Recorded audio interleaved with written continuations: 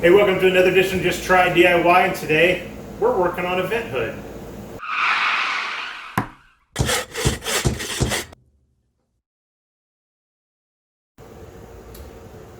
Alright, so of course with a vent on a microwave, you need to actually, if we're actually going to vent it outside, we actually have to put some 4-inch ductwork in here to actually get this outside. So what we've done already is we've gotten a hole drilled outside, a 4-inch hole through the side with an actual just use a dryer vent.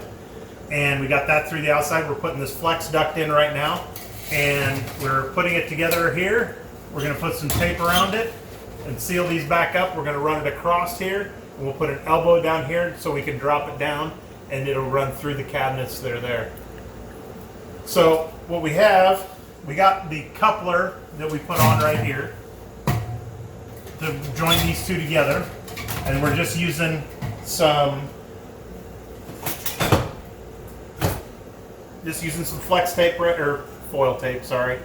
And then this elbow will be down at the other end to turn this to go down inside the cabinets. And we'll show you later on cutting holes in the cabinets and getting all this hooked up. And this will look a lot different later on. So this work is actually probably being done over the next 3 to 4 weeks. So hold on and you'll see more a little later.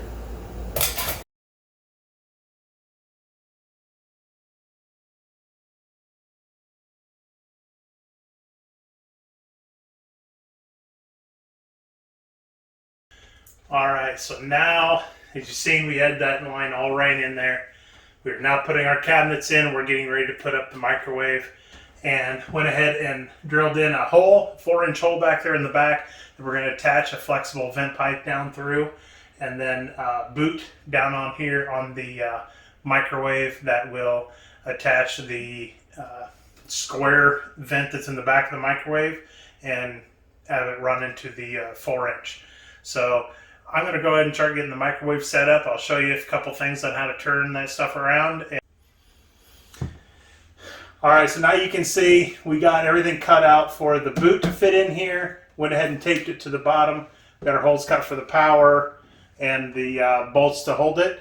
We got a bracket down at the bottom, and we were lucky enough that the microwave was already set up for an exhaust, not for recirculation, so we did not have to change anything on that. So we're going to try and get her mounted in here, and hopefully we're good to go.